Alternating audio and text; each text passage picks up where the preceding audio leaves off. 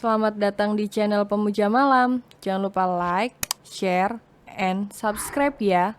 Terima kasih. Chapter 13. Mengingat soal ranjang. Senja tidak bisa membayangkan bagaimana reaksi Alvin nanti saat tahu bahwa Fajar tak pernah menyentuhnya. Pasti lelaki itu sangat murka.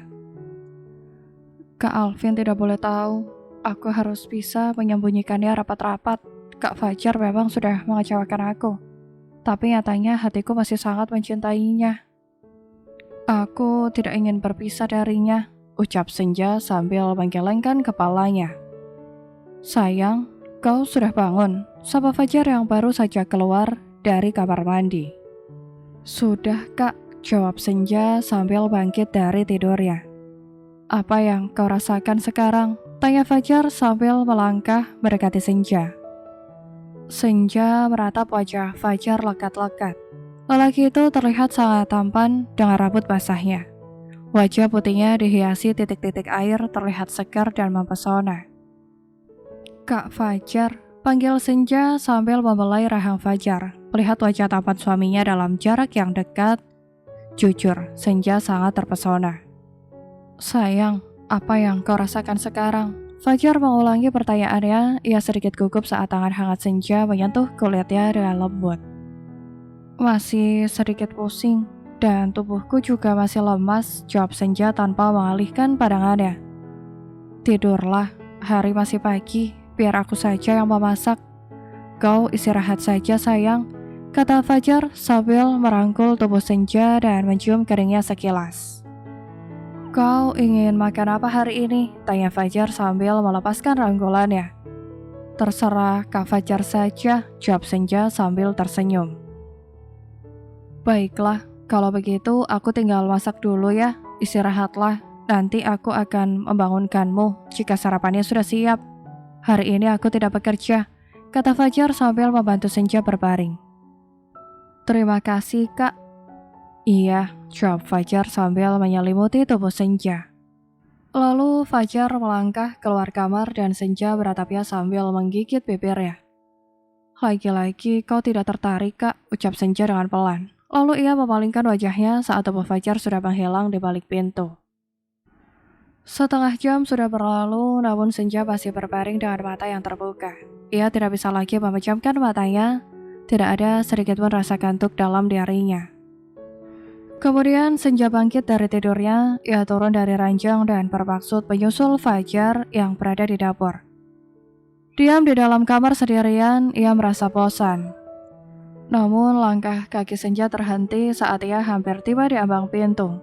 Senja dikejutkan oleh suara getaran ponsel yang berada di atas meja. Senja menoleh lalu melangkah mendekati meja. Ada telepon masuk di ponselnya Fajar. Dengan ragu Senja meraih ponsel itu dan ia mengernyitkan keringnya saat membaca nama penelponnya. Itulah nama yang tertera di ponsel Fajar. Senja mengamati nomornya dengan cermat dan ia bisa menarik kesimpulan bahwa nomor itu bukan nomor Indonesia.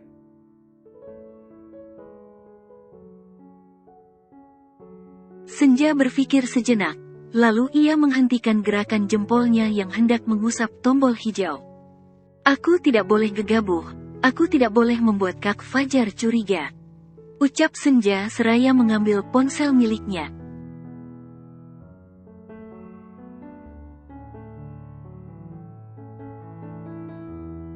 Belum sempat Senja mengetik nomornya, tiba-tiba telepon itu sudah berakhir.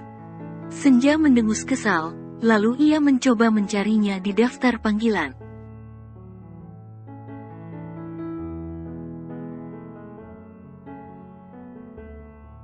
Namun sayang, rencana Senja kembali gagal, karena ponsel Fajar dipasang sandi yang tidak ia ketahui. Menyebalkan, gerutu Senja sambil meletakkan ponsel Fajar dan bersiap melangkah keluar kamar.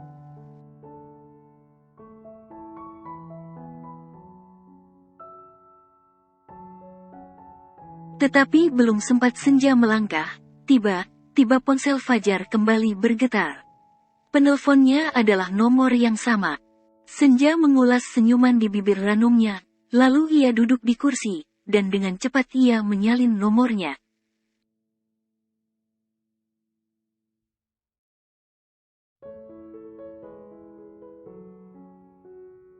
"Sayang, apa yang kau lakukan?" tanya Fajar yang tiba-tiba sudah berdiri di belakang Senja. Senja tersentak kaget, dengan cepat ia mematikan ponselnya, dan menoleh menatap suaminya.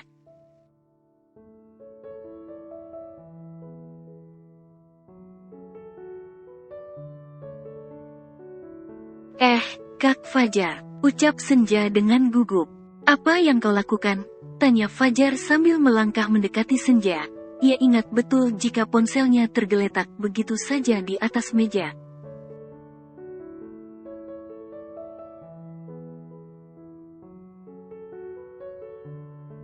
Tadi Nina menghubungiku. Dia mengajak jalan akhir pekan, tapi aku belum mengiyakan ajakannya. Jawab Senja berbohong. Ia melirik ponsel Fajar sekilas, dan ia bernafas lega karena ponsel itu sudah mati.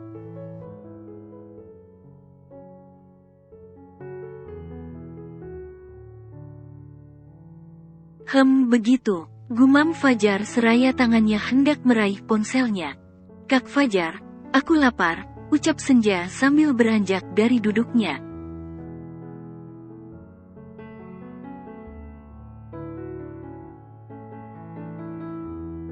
"Kau lapar?" tanya Fajar sambil menoleh menatap istrinya. Dan Senja menjawabnya dengan anggukan.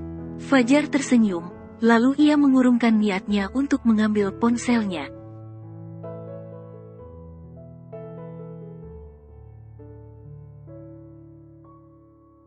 "Ayo kita sarapan, aku tadi memasak soto daging. Tidak ada satupun sayuran di dalam kulkas," kata Fajar sambil merapikan rambut Senja yang masih berantakan.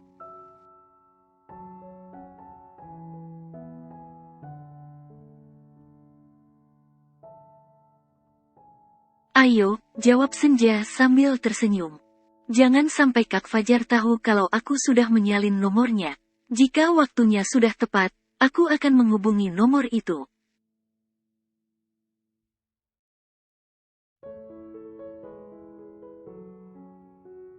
"Aku ingin memastikan apakah dia benar Adara, atau bukan," ucap Senja dalam hatinya.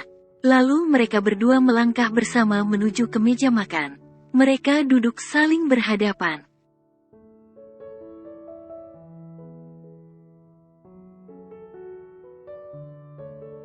Senja tersenyum lebar saat aroma soto yang khas menyeruak ke dalam hidungnya. Tanpa diminta perutnya mulai keroncongan.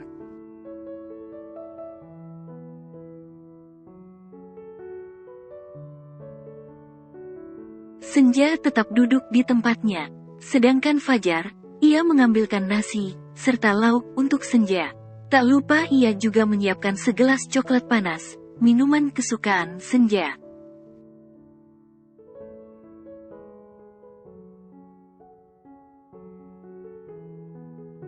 Senja menatap Fajar lekat, ia mengamati setiap gerak-geriknya. Perlakuan lembutnya, dan perhatiannya cukup membuat Senja tersanjung.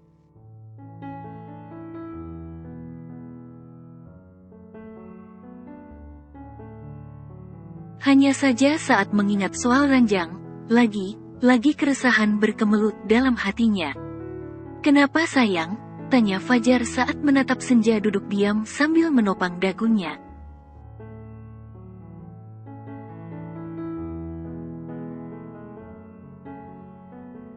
"Tidak apa, terima kasih Kak," jawab Senja sambil tersenyum.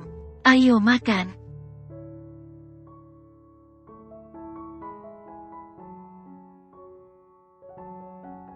Iya, lalu mereka berdua mulai menyantap makanannya. Meskipun masakan Fajar tidak selezat masakan Senja, namun mereka melahapnya dengan senyuman yang terus mengembang.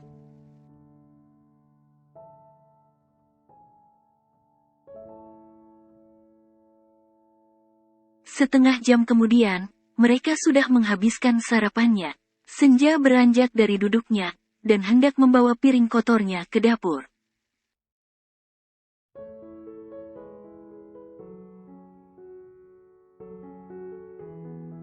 Jangan, biar aku saja, kata Fajar sambil menahan tangan Senja. Tidak apa, apakah aku ingin membantumu, ucap Senja.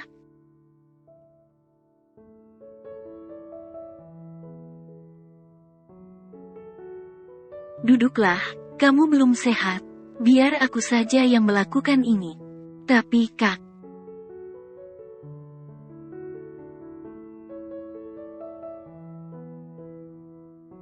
sudah, diam di sana, dan minum coklatnya, kata Fajar sambil membimbing Senja untuk kembali duduk di kursinya.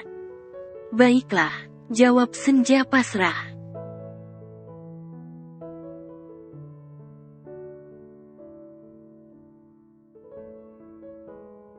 Lalu Fajar menumpuk beberapa peralatan yang kotor, dan membawanya ke dapur. Senja menatapnya sambil menyesap coklat hangatnya.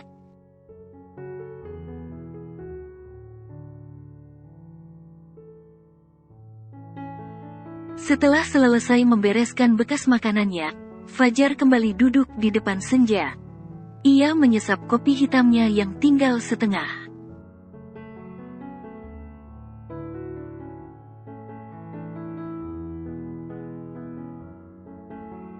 Di saat mereka sedang berbincang sambil minum bersama, tiba-tiba ada suara langkah kaki dari ruang tamu.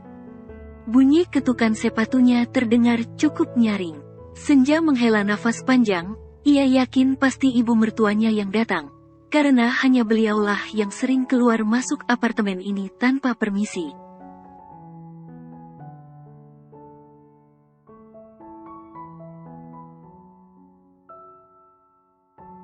Dan benar saja, tebakan Senja tidak meleset sedikit pun. Begitu ia menoleh, terlihat jelas sosok Bu Rani yang sedang melangkah mendekati mereka.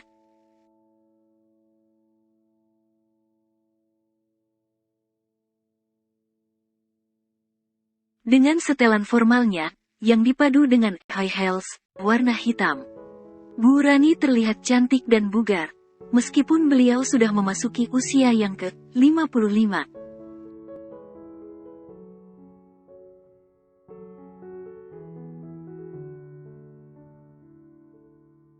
Selamat pagi Ma, sapa Senja sambil tersenyum.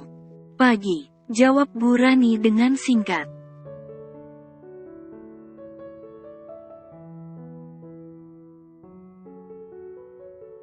Sendirian Ma, tanya Fajar sambil berdiri, dan kemudian ia memeluk ibunya sekilas.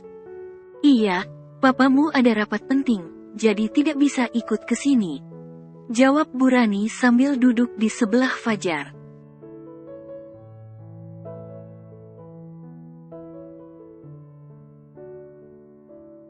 Kamu kenapa, tidak hamil kok sakit? Tanya Bu Rani dengan nada yang sinis. Ma jangan begitu, Senja sedang sakit. Kemarin Alvin yang merawatnya, karena aku sedang tidak ada di rumah.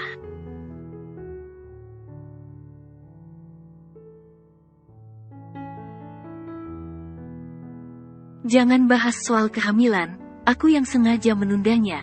Aku masih ingin hidup berdua saja. Nanti kalau sudah tiba saatnya, Senja pasti hamil, aku pasti memberikan cucu untuk Mama.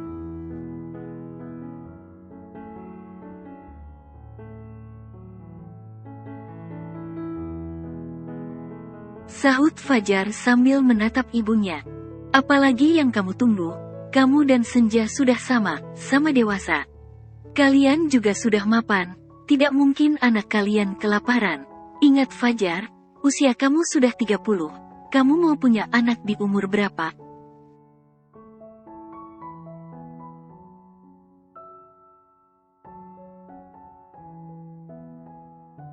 Aku menundanya juga tidak lama kok Ma. Paling setahun, atau 2 tahun, masih cukup mudah kan? Jawab Fajar sambil menghela nafas panjang. Jujur jika sudah membahas tentang anak, hatinya kembali sesak dan sakit.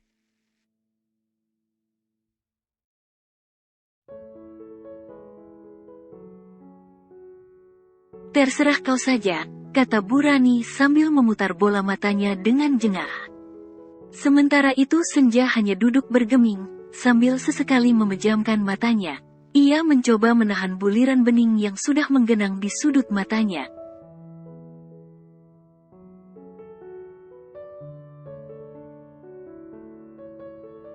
Membahas tentang kehamilan, hatinya seakan tercabik-cabik seketika. Ia terpaksa mengingat kembali tentang pernikahannya.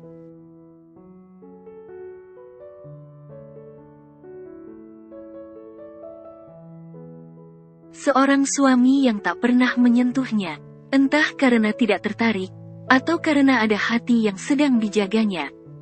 Apapun alasannya, yang jelas duanya sama menyakitkan.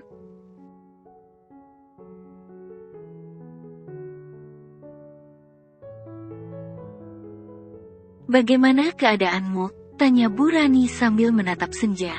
Senja mengangkat wajahnya, dan menatap ibu mertuanya. Beliau bertanya padanya tanpa senyuman, dan dengan tangan yang dilipat di dada. Kelihatannya beliau tidak ikhlas datang menjenguknya.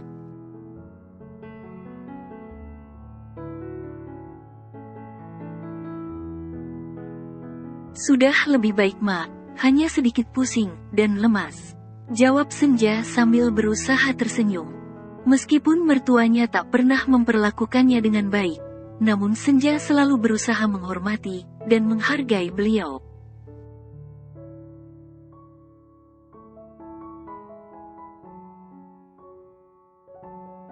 Bu Rani diam tak menjawab, namun beliau merogoh tasnya dan mengambil sesuatu yang terlihat seperti obat.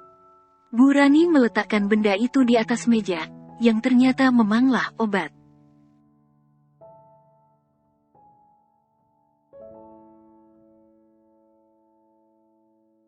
"Ini vitamin yang sudah direkomendasikan oleh dokter hebat. Ini baik untuk stamina tubuh agar tetap fit, dan ini juga baik untuk kandungan," kata Bu Rani sambil menatap Senja.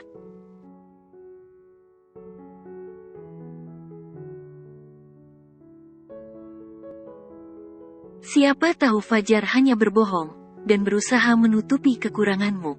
Diminum rutin agar kandungan kamu subur, dan bisa punya anak," sambung Bu Rani karena Senja masih diam membisu.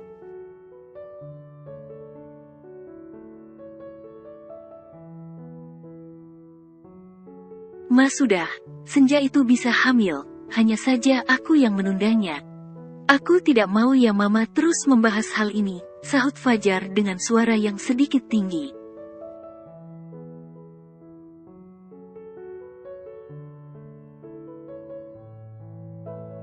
"Ah, terserah, yang penting itu diminum. Aku sudah membelinya dengan harga mahal. Ya sudah, aku pergi dulu. Kamu jangan bekerja, temani istri kamu," ucap Bu Rani sambil menatap Fajar, dan kemudian beranjak dari duduknya.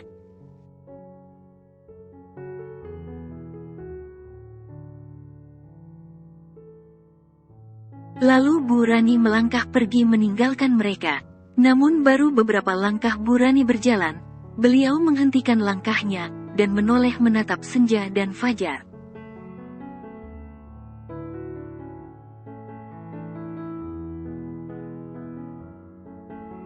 "Fajar, kali ini aku percaya dengan ucapanmu, tapi entah untuk nanti. Aku tunggu sampai 2 tahun, kalian harus memberikan aku cucu," kata Bu Rani dengan tegas. Lalu beliau melanjutkan langkahnya.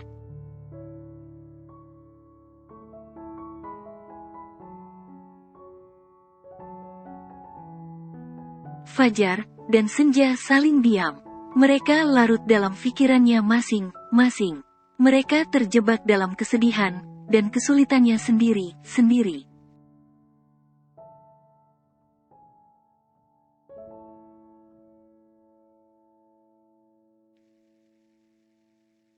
Jarum jam sudah menunjukkan pukul 11 malam waktu Tokyo.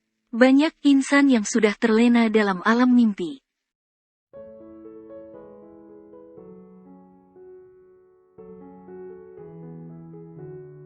Mengistirahatkan otak, serta raga yang sudah lelah, karena tuntutan pekerjaan sepanjang hari. Namun tidak bagi Ken, ia tak menghiraukan raganya yang lelah, ataupun otaknya yang penat.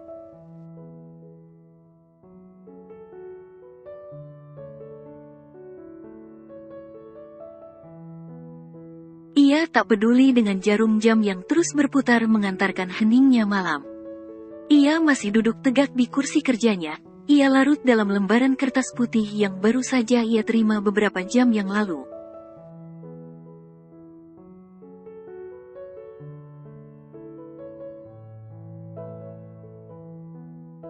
Sebuah lembaran yang dikirimkan oleh orang suruhannya yang berada di Singapura. Dari laporan yang tertuang dalam lembaran itu, Fajar berada di Singapura selama 1 minggu.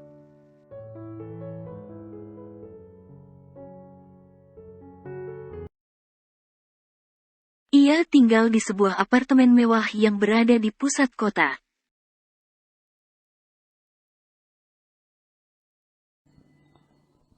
Bersambung.